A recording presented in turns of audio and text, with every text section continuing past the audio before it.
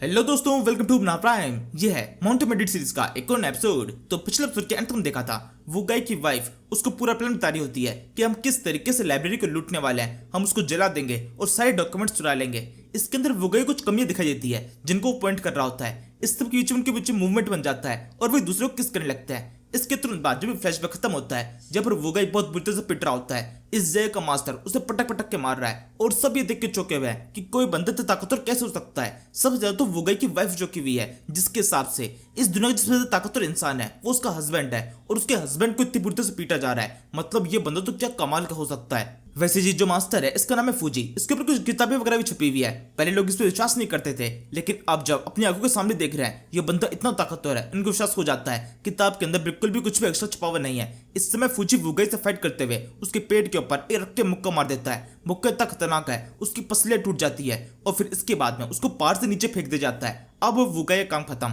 वो मर चुका है। एंड में मास्टर से गिरते हुए देख के बोलता है बस अब मर जाओ। इसी समय जो नीचे की साइड में लोग हैं उनको लग रहा होता है ये शायद से कोई अर्थक्वेक वगैरह है। वो घबरा जाते हैं। तभी रिपोर्टर उनको समझाती है नहीं ऐसा कुछ भी नहीं है, तुम सब लोग इस जगह पर इंतजार कर सकते हो, ये तो रोज का होता रहता है। तो लोग इस बात को मान जाते हैं और उस जगह पर इंतजार करने लगते हैं चेंगली के आने का। इस समय ऊपर के साइड में रिंग ट्रैक के सारे लोग को बांध दिया गया है। अब इनको पकड़ लिया है। अब इसके आगे ये लोग कुछ भी नहीं कर सकते। जो चीमू होता है वो चिल्ला रहा होता है कि प्लीज हमें यहाँ से जाने दो। वही दूसरी तरफ वो गाय की वाइफ वो लगातार अपने पति को याद कर रही होती है, चिल्ला रही होती है हाय मेरा पति मार दिया। और अब जब सारा बखेड़ा खत्म हो चुका है, इसके बाद भी डिसाइड किया जाता है मीटिंग को आई कंडक्ट किया जाएगा। मास्टर अपनी सीट बैठ जाता है और बाकी सबसे भी सही कहा जाता है। अब वो लोग डिसाइड करने लगते हैं कि कौन अगले डिस्पल बनेगा। मास्टर सबसे कहता है तुम सभी का एक टेस्ट लिया जाने वाला है। एक सवाल मुझे ये बताओ, जो मार्शल आर्टिस्ट होता है क्या वो अपने मार्शल आर्ट का लॉस को तोड़ने के लिए यूज कर सकता है? मतलब क्या उसके लिए कानून की वैल्यू होनी चाहिए? अगर वो ताकतवर है क्या वो अपनी ताकत को किसी के ऊपर भी यूज कर सकता है बिना ये सोचे कि उसके ऊपर इसका क्या इफेक्ट होने वाला है? यहाँ पर तो ये सब कुछ चल रहा है। वही दूसरी तरफ उस लाइब्रेरी के अंदर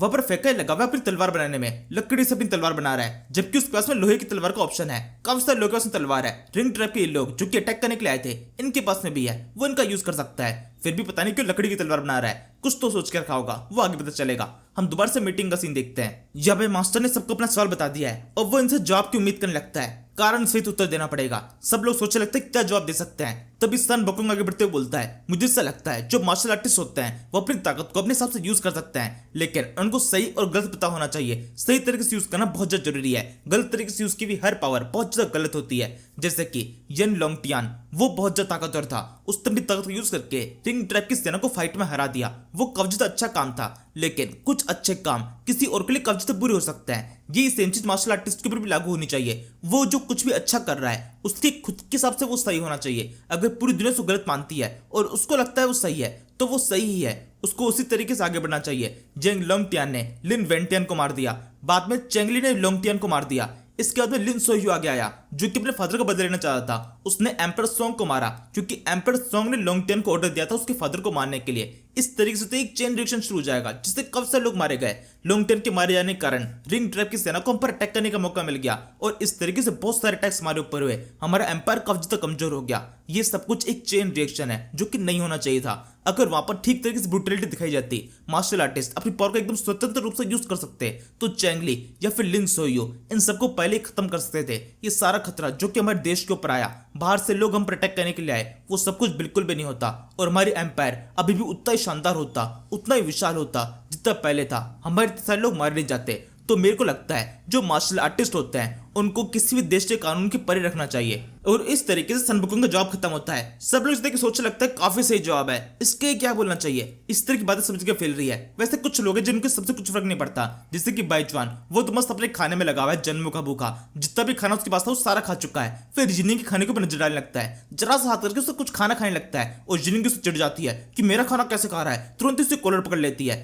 और इनके बीच में अलग युद्ध शुरू हो जाता है। इनके युद्ध से कुछ फर्क नहीं पड़ता। यहाँ पर मिक्यू वो अलग कुछ सोच रही होती है, उसके दिमाग में जरूर से कुछ है। वो एक्सक्यूज करते हुए आगे बढ़ती है। उसके पास में एक शानदार जवाब है। मिग्यू के पॉइंट्स काफी शानदार होते हैं कि जब सर्दियां पड़ती है उस समय कब से लोग मारे जाते हैं, क्या तुम लोगों ने इसके ऊपर कुछ किया? उसकी वजह से वैसे भी कब से लोग मारे जाते हैं, उसके ऊपर तुम आज तक कुछ नहीं कर पाए। लेकिन जो लड़ाई होती है इसको रोकने की कोशिश करते रहोगे। और इसके अलावा तुमने सारे एक्सक्यूज चेंगली और लिन सोह्यू के ऊपर डालने की कोशिश की, लेकिन उससे पहले भी रिंग ट्रैप की सेना अक्सर हम पर अटैक करती रहती थी। तुमने उस टाइम पर क्यों नहीं किया? लिन वेंटियन को मारने की कोशिश क्यों की गई? लिन वेंटियन को नहीं मारना चाहिए था। क्या उसने सच में कुछ ऐसा गलत किया था जिसकी वजह से उसको मारा जाए? केवल एम्परर सॉन्ग जो कि मेरे फादर थे और उनके कहने के आदेश पर ये सब कुछ कर दिया गया। किसी को उनको सपोर्ट करना चाहिए था, एम्परर सॉन्ग को बताना चाहिए था कि हाँ सच में उनकी गलत है, लेकिन किसी ने भी ये चीज करने की कोशिश नहीं की, तो इसके अंदर हमारी भी गलती बनती है। मिग्यू ने ये सब कुछ कहा और वो भी काफी शानदार तरीके से।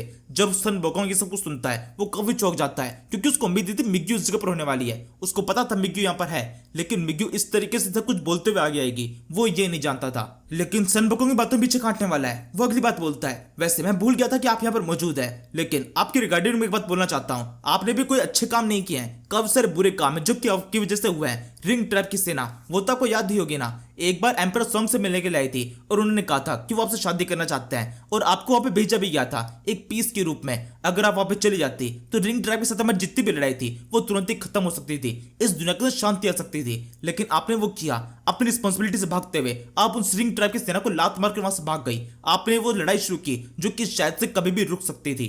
इसलिए वो इंसान जो कि खुद रिस्पॉन्सिबल नहीं है अपने लोगों के लिए, अपने फादर के लिए, अपने भाई के लिए, वो इस तरह की बकवास बातें ना करे तो ही बेहतर होगा।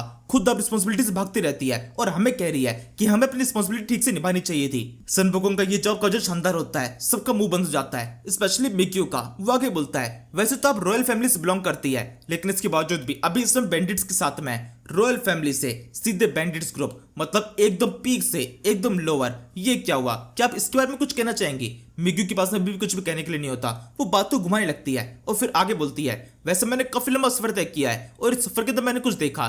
जो अलग अलग सिटीज होती है वो अपने लिए रिक्रूटमेंट हायर करती है, मतलब लोगों को हायर किया जाता है उनकी सेना के अंदर आने के लिए। ये एक जॉब की तरह होना चाहिए, लोगों को अपनी मर्जी से इस जॉब के लिए अप्लाई करना चाहिए सैलरी के लिए, ताकि वो अपने परिवार वालों को पाल सके, जैसे बाकी जॉब्स के लिए अप्लाई करते हैं और अपनी जान को खतरे में डालते हैं। लेकिन रिक्रूटमेंट में ये चीज क्यों नहीं हो रही? मैंने देखा है रिक्रूटमेंट के लिए आप लोग जबरदस्ती लोगों को पकड़ के लेके आते हैं, उनसे जबरदस्ती सेना के अंदर काम करवाया जाता है और वो लोग बाद में मर जाते हैं और इसके लिए कोई भी जिम्मेदारी नहीं उठाता। इसके बारे में आप लोग क्या कहना चाहेंगे? ये कहते हुए वो अपने खुद के देश के एक जनरल के ऊपर उंगली उठा देती है जो कि उस जगह मौजूद होता है, उसकी तरफ उंगली उठा के उससे बोलने लगती है, तो क्या आप इसके बारे में कुछ कहना चाहेंगे? मुझे पूरा यकीन है आप भी अक्सर ऐसा ही कुछ करते हैं। आपने अक्सर ही कई सारे गांवों के ऊपर अटैक करके उनके सभी लोगों को लूटा होगा, उनको पकड़कर भी सेना के अंदर भर्ती किया होगा, आपको ऊपर से ऑर्डर मिले, लेकिन क्या आपको ये सब कुछ करते हुए हाथ नहीं कांपे? और अब इस तरीके से मिग्यू ने जो उंगली उसकी तरफ उठी थी उसको इस जनरल की तरफ घुमा दिया है। जनरल एकदम शांति साइड में बैठा हुआ था, लेकिन बेकार में लपेटे में आ गया और उसकी इस बात से मुझे तो गुस्सा भी आ रहा होता है। वो तुरंत ही तलवार निकाल लेता है और मिग्यू शांत रहने के लिए कहता है। इसी समय 12th स्टेज में से एक बंदी की आवाज आती है कि टॉपिक से भटकने की कोशिश ना की जाए और सबकी सब अपनी तलवार को अंदर रखे, ये नियमों के विरुद्ध है। अगर किसी ने दोबारा से नियम को तोड़ने की कोशिश की तो सजा दी जाएगी। ये सुनकर जनरल तुरंत ही तलवार को वापस रख देता है और अब इसके बाद मिग्यू आती है इस सॉन्ग बोकोंग की तरफ, उससे कहने लगती है, और रही बात रिस्पॉन्सिबिलिटी की, तो तुमने मुझसे कहा था मैं अपनी रिस्पॉन्सिबिलिटी से भागती हूँ, तुम्हारी रिस्पॉन्सिबिलिटी है क्या? मैंने तुम्हारे बारे में काफी कुछ सुना है, तुम एम्परर कुई के लिए काम करते हो। सन बोकोंग, तुम्हारे बारे में काफी कुछ बुरी बातें जो हर जगह फैली हुई है। सबसे पहले तुम इंसानों को मारते हो, उनको भेड़ करके बुलाते हो और इतनी बुरी तरीके से उनको मारा जाता है, किसी भी तरीके से उनको बेच दिया जाता है। हर वो चीज जिससे तुम पैसा कमा सको तुम वो सारी हरकतें करते हो। और रिंग ट्रैप जिसके बारे में तुम अभी बुराई कर रहे थे कि वो उन्होंने सिटी के ऊपर अटैक किया और इसकी वजह से तुमने जंगली का हाथ बताया था, इसकी वजह से तुम्हारा हाथ है क्योंकि तुम खुद भी रिंग ट्रैप के साथ मिले हुए हो। मैंने बहुत सुना है कि रिंग ट्रैप के साथ में तुम्हारे कितने ज्यादा सौदे वगैरह सब कुछ होते रहते हैं, उनको तुमने कितने सारे सोल्जर सप्लाई किया है, उन सारे लोगों को सप्लाई किया है जो कि तुमने किडनैप किए थे, उनको भेड़ बोलकर उनके हवाले कर दिए। ये क्या हरकत थी? क्या तुम रिंग ट्रैप के साथ में लड़ाई करना चाहते हो या फिर दोस्ती? उनको ये सब कुछ देके तुमने दोस्ती दिखाई है और इस तरीके से तुम एक करप्ट ऑफिसर साबित होते हो। तुमने पैसों के लिए वो हर हरकत की जो कि तुम्हें नहीं करनी चाहिए थी, जो कि घटिया किस्म का इंसान करता है, तुम वो सब कुछ कर सकते हो। एम्पायर के बॉर्डर की रखवाली करना ये तुम्हारी जिम्मेदारी है जो कि तुमने ठीक से निभाई नहीं। रिंग ट्रैप के साथ में तुम्हारे अक्सर सौदे होते रहते हैं जिसके बारे में तुमने कभी भी किसी को बताया नहीं। तुम एक करप्ट ऑफिसर हो जिसको किसी और की रिस्पॉन्सिबिलिटी के बारे में बिल्कुल बात नहीं करनी चाहिए। जब मिग्यू पूरे कॉन्फिडेंस में इसे कुछ कह रही है तो इस मास्टर को काफी ज्यादा प्रभावित कर रही होती है और इसके अलावा उसने सन बोकोंग का मूवी लगभग बंद कर दिया है क्योंकि जितनी बातें यहाँ पर मिग्यू ने बोली है वो सारी वो बातें हैं जो कि पहले सब लोग जानते हैं, वो बिल्कुल भी बातों को झुठला नहीं सकता है। और अब इस तरीके से बहस काफी ज्यादा लंबी चलती है। मिग्यू लगभग इस बहस के अंदर जीत रही है और मास्टर काफी ज्यादा प्रभावित भी कर रही होती है। इस समय हम एक फ्लैशबैक सीन देखते हैं इसी मास्टर का, जो कई हजार साल पहले का है, जिस समय मास्टर काफी ज्यादा जवान हुआ करता था। इस समय इसके सामने एक बहुत बड़ी सेना है जिसको देखकर वो उसे खत्म करने के बारे में सोच रहा है। इसके साथ में एक बंदा और है जो कि इसको बता रहा होता है कि अगर तुमने इस सेना को फाइट में हरा दिया तो तुम पूरी दुनिया जीत लोगे। असल में इस साथ वाला बंदा वो है जो कि अपनी बॉडी को कीड़ों से मिलकर बनाया है। अभी इस समय तो देखने में काफी नॉर्मल सा लग रहा है और इस मास्टर फूजी को बता रहा होता है कि तुम इस सेना को आसानी से हरा सकते हो। दोनों की बातें एकदम नॉर्मली आगे बढ़ रही होती है और इसमें फूजी बोलता है मैं सेना को तो हरा सकता हूँ, लेकिन क्या मैं इतना काबिल हूँ कि इस पूरी दुनिया को अकेले की पावर की मदद संभाल सकूं? क्या मेरी रिस्पॉन्सिबिलिटी की ताकत इतनी है कि पूरी दुनिया को संभाला जा सके? इसके बाद बहस के एंड में जब फूजी मान जाता है क्या सच में वो ऐसा कर सकता है, तो वो डिसाइड करता है जब वो इस पूरी दुनिया को एक कर देगा तो उसका नाम रखेगा द ग्रेट एम्पायर। और देखा जाए तो ये वही नाम है जो कि सेंगजेन ने कई साल पहले चेंगली को बताया था कि जब ये पूरी दुनिया एक थी तो इसको द ग्रेट एम्पायर कहा जाता था। तो यानी कि इसका मतलब ये जो मास्टर यहाँ पर बैठा हुआ है फूजी, ये वही मास्टर है जिसने एक टाइम पर इस पूरी दुनिया से फाइट कर कर इस पूरी दुनिया के हर एक एम्पायर को हराया था और अकेले के दम पर पूरी दुनिया को एक किया था। अब फिलहाल के लिए इसी के साथ में इस सीरीज के एपिसोड को खत्म कर देते हैं। Thank you for watching. तू मेरा बेटी तू है, अपनी बीती तू है, समंदर सी दुनिया भावना में बह गया मैं।